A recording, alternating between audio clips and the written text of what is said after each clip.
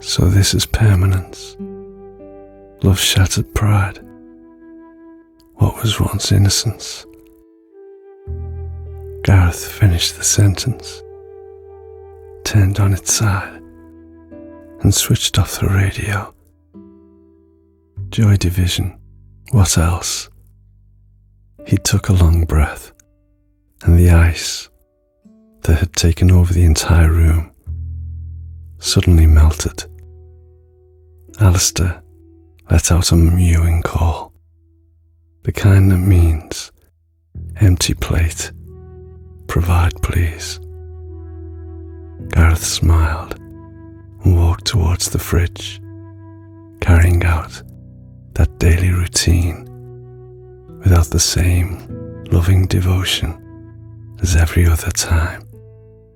Almost mechanically, Alistair noticed it, but the scent of the tuna with asparagus just poured into his porcelain bowl made him desist from any form of protest.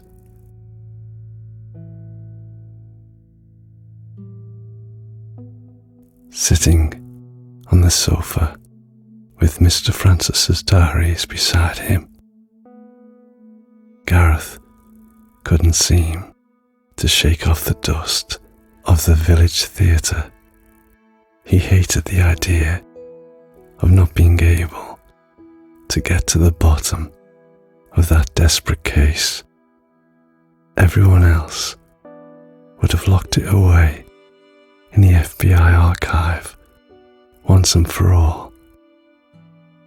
In his heart, he knew he had to move forward and try to put together a few more pieces of the Pat and Cassandra puzzle. At any cost, really, at any cost. He drank the wine. The aftertaste of it seemed harsher than it should be, and he smiled. There is no need to change the bottle. Here, we just need to change the drinker. And he poured another glass.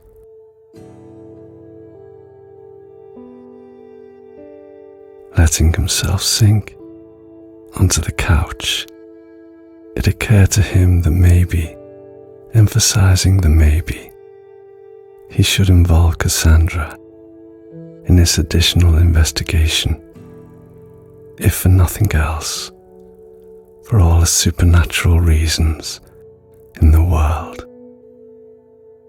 If 2 years ago someone had told him that he would find himself living with some kind of superhero, he would have laughed at the creativity of the bullshit.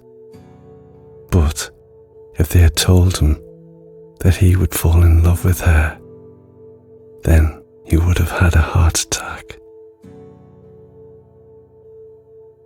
Love cannot be explained. There's no way to explain the bullshit you do in the grip of those atavistic sensations.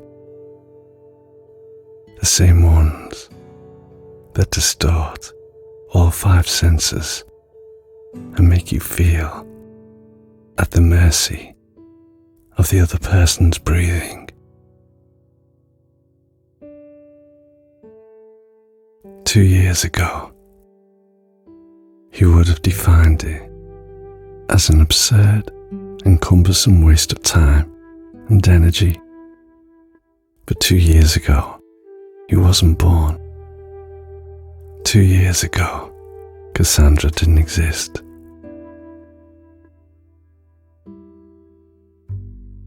When she walks past him, something flickers inside him. She's educated, clever, and quick thinking, and intellect, fun, wild, never stops. She's a great cook, but it is like she is handing out a forensic report for the cuisine police. She knows every little detail about every single ingredient. She is chaotic and terrible on the bongos. She always gets lost, mainly because she is Garry Kasparov playing 5 chess matches at the same time. The sex moves are good though. Her patience is like a pyromaniac in a forest fire. She is always laughing, with that criminal glint in her eyes. She is Dorothy Parker, always on hyper alert. Wit and laughter are her walking sticks. She is elegant and old school glamour. She loves trashy culture. She's Liberace on steroids. She is bossy. She is Miss Marples on crack. She is spontaneous wildfire. She is Andy Warhol on cocaine. She is always right and never wrong. She lives in a fast lane. She is a good driver, but drives with the focus and ferocity of Ted Bundy. She never gets in the way of my work, except that is when she takes over, or she does her dance moves when I am trying to concentrate.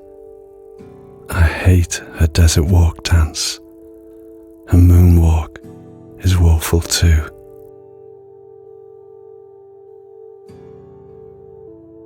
Is anyone home?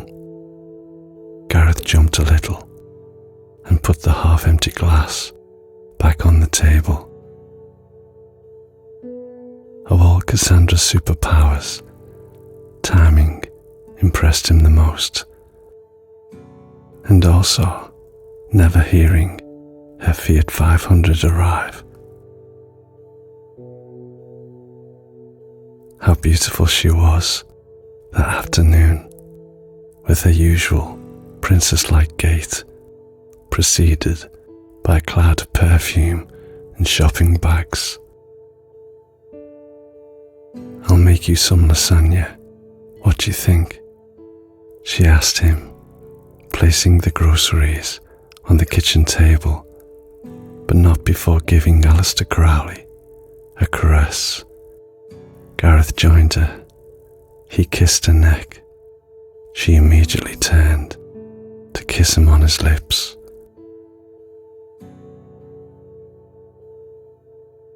Love cannot be explained, but who cares, he thought, and he walked out of the kitchen to get the bottle of wine and share it with her.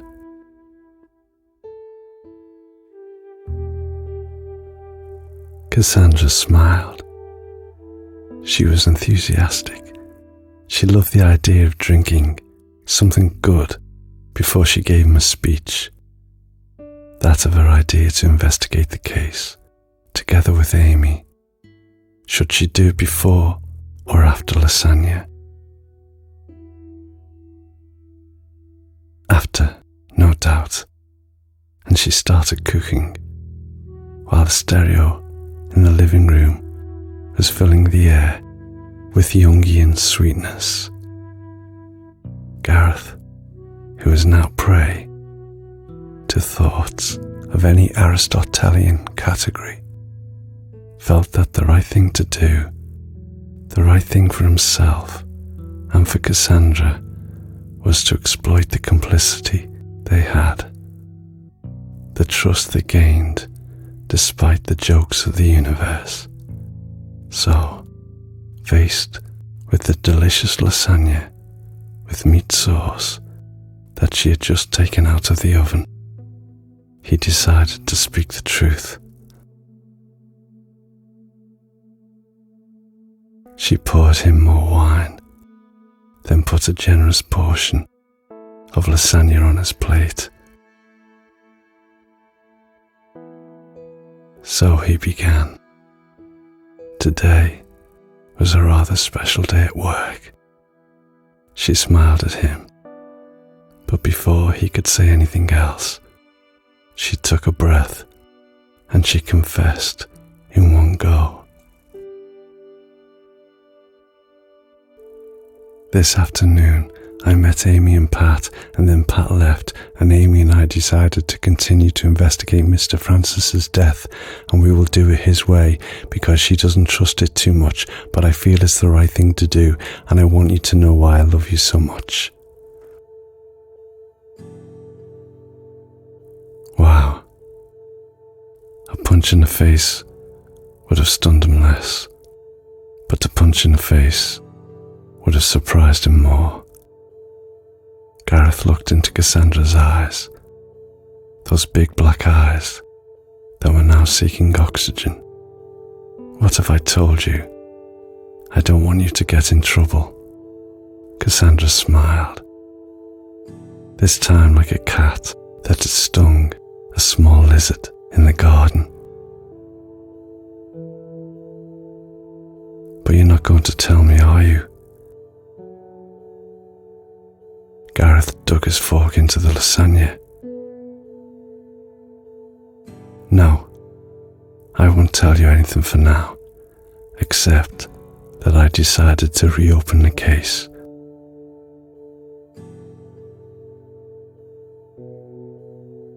Cassandra watched him chew slowly. She anxiously waited for him to say something else, some more details, any further information.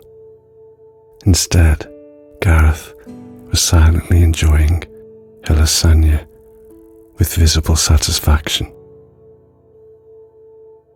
He now seemed nothing but a little lizard. Do you want to make me worry all evening? She capitulated, dropping the fork onto a plate. Eat, my darling, we'll have a long night. Sex. Do you think about sex at a time like this? Well, yes, actually, we always think about it. Gareth gave her one of the best looks in his detective repertoire. I have Mr. Francis's diaries. Maybe you'd like to read them with me. Cassandra's face lit up. She ran to hug him. This is the only plausible alternative to sex. Nevertheless, she whispered, starting to unbutton his pants, and the stereo played Elton John's Honky Cat.